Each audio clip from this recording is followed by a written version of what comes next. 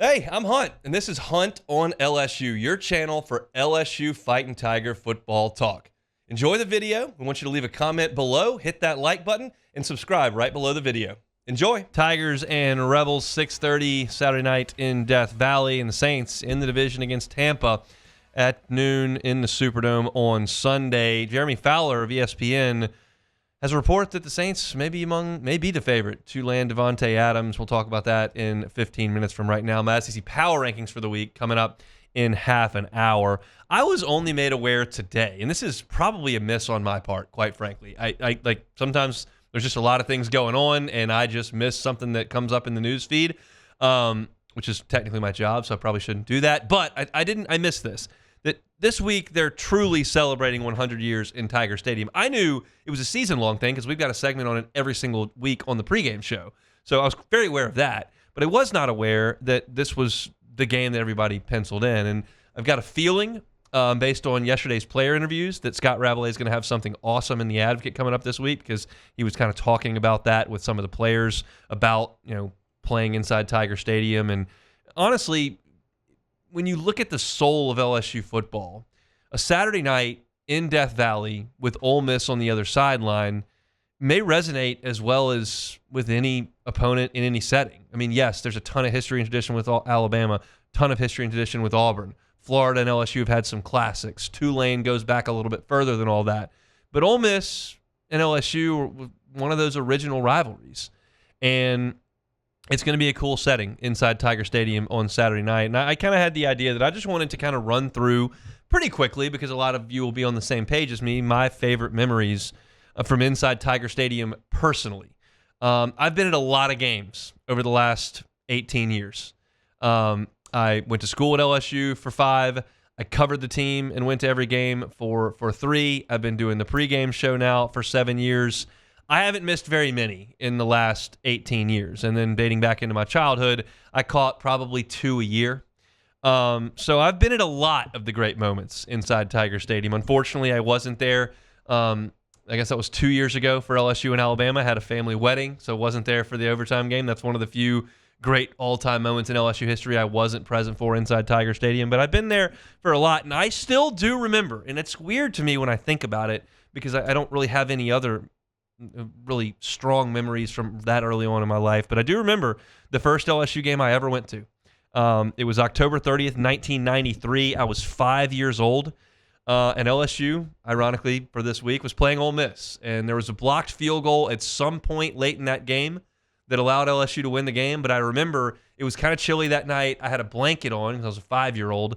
And I sat on the west side of the stadium. And that was the first game I ever went to, and I don't really remember much else from being 5. I remember my K-5 classroom, but not a ton else. But I do remember being in Tiger Stadium for the first time.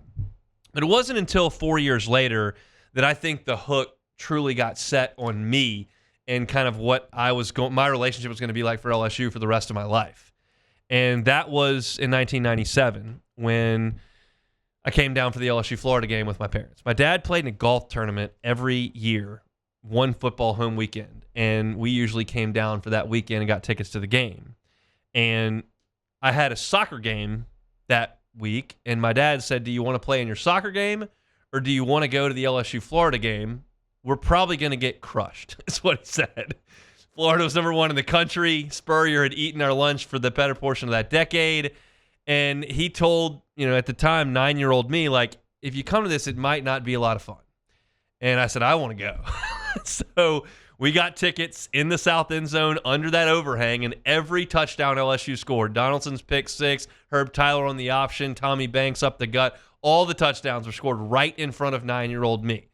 And I vividly remember running out of the stadium down the ramps that night, jumping up trying to touch the cement overhangs, and was just completely hooked on Tiger Stadium and LSU football and everything that it was. And I think there's a moment like that for everyone who does it. For some, it's their first game as an LSU student because they've never been before. For some, it's earlier than 9 years old because that's just part of what your family does. For some, it's later on in life when you finally get an opportunity to get in there in Tiger Stadium and you kind of experience it in its real, truest form for the first time. And that was my opportunity in 1997. I remember it very, very vividly for the rest of my childhood. I played 1-on-0 football in the front yard as LSU against Florida. And it was Jaquez Green, it was Riedel Anthony, it was Jesse Palmer, and it was all those Doug Johnson, Spurrier. Like, I would call the games in my head, out loud, and play in the yard. It was always LSU in Florida because that was what my eyes saw for the first time it really came to life. And that predated LSU arriving on the national scene. And when that started to happen, I was in my middle school years. And I remember being in 2001 so excited to go to the LSU-Auburn game, and then that Tuesday, 9/11 happens. And my dad having to sit me down and say, hey, stop worrying about going to the LSU-Auburn game on Saturday, and then it got postponed. There's some pretty other serious stuff that's going on. Maybe you ought to pay attention to that. But as an 8th grader, I was an idiot, and I was just disappointed that I couldn't go to the game that Saturday.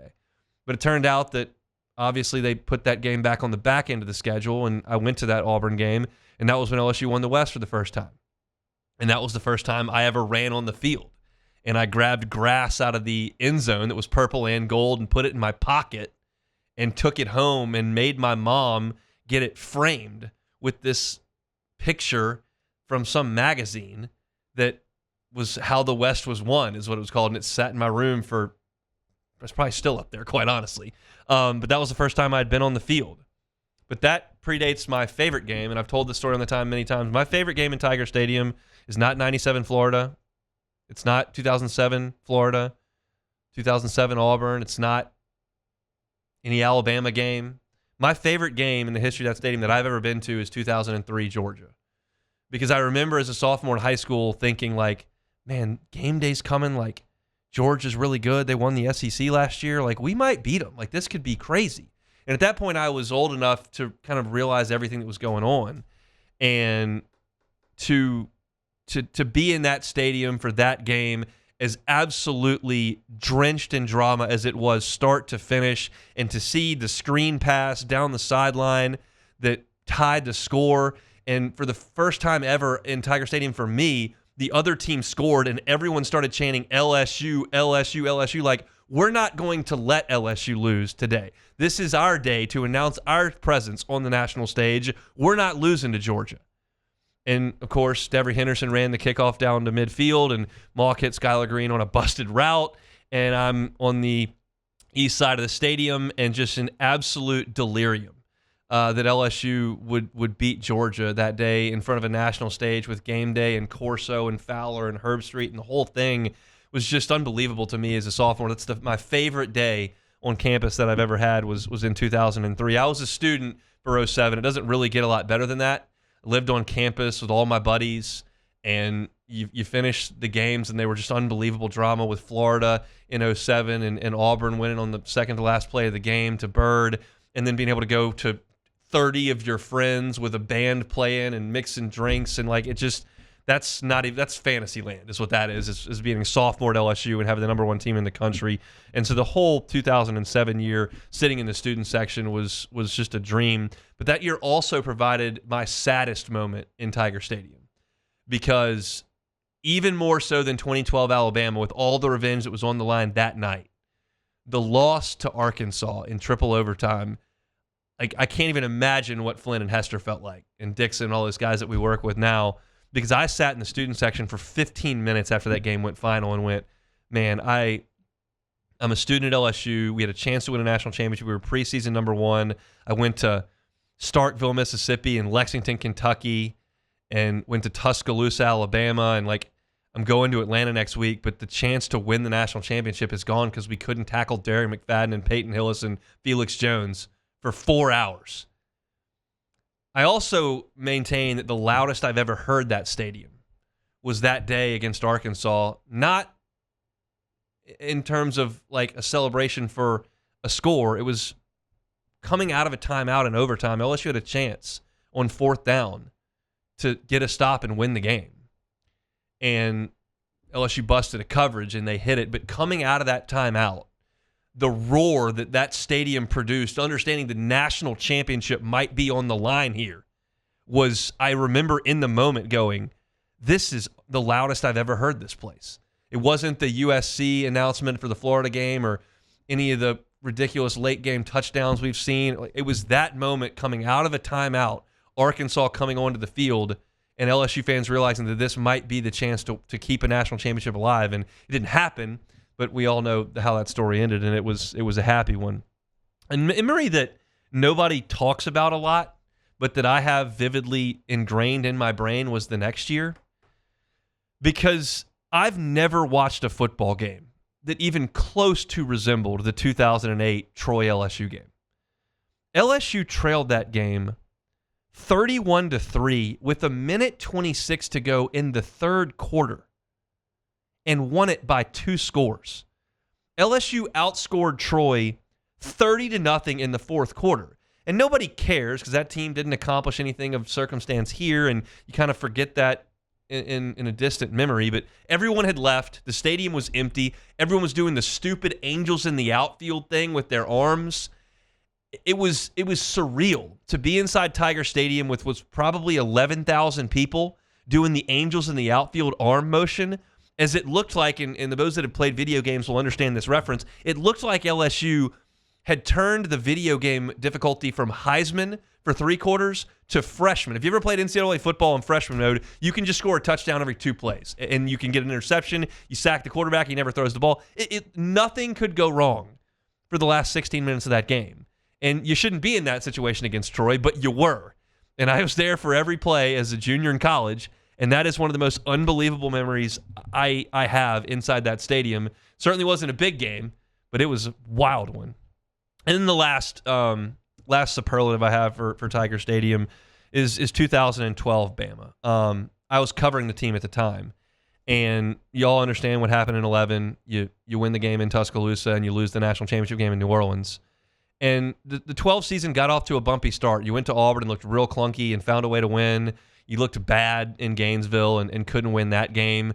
Florida just kind of ran it down your throat, and it looked like that team wasn't going to quite figure it out offensively, and you thought they would with Mettenberger and Landry and Beckham, but they did figure it out in the second half of that Alabama game.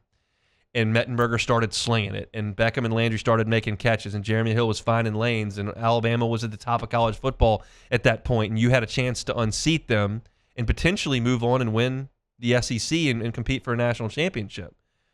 And they did everything but win that game.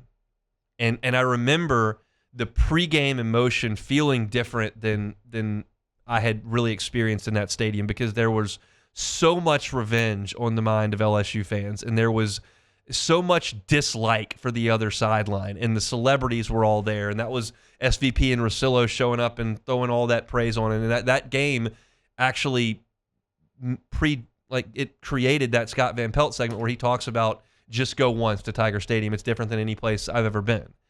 And that environment was unbelievable. And then I was on the field, literally, on the sideline, and TJ Yeldon caught that ball 15 yards from me and scored 12 yards from me, ran right past me into the end zone. And I can still hear, it's the worst sound. The worst sound is that dull roar from the south end zone from that small visitors section. And it was just deafening silence from everybody in purple and gold, and that dull roar. And that sound is burned in my brain from that night. And you hear it every once in a while, and you may hear it some on Saturday. We'll see.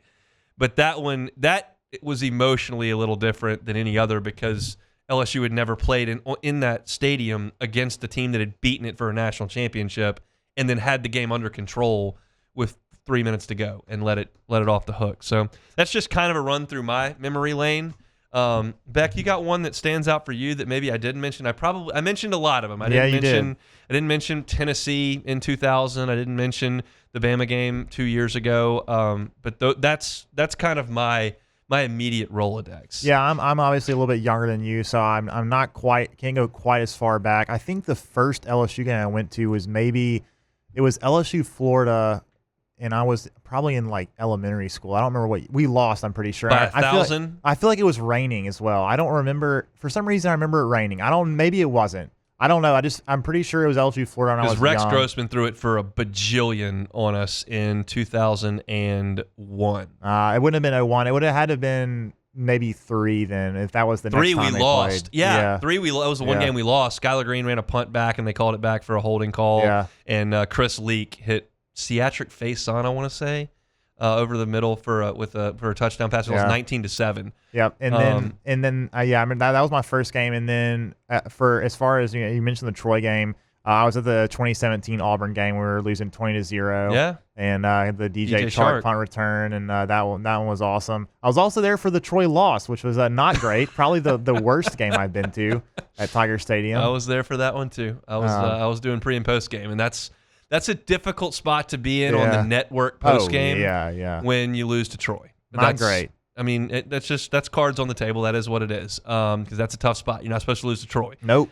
Which we said on the post-game show, but there's probably more emotion on the Eagle 981 post-game show than there was on the Network post-game show that night. Incidentally, I wore a shirt for the first time to that Florida game in 2003, and I loved the shirt. It was a new shirt, and we lost. I never wore it again. That wasn't going to happen. No way. All right. Hey, thanks for watching Hunt on LSU. Before you get out of here, do us a couple of favors. Hit that like button, leave your comments below, and subscribe to the channel for all your Fighting Tiger football talk. See you next time.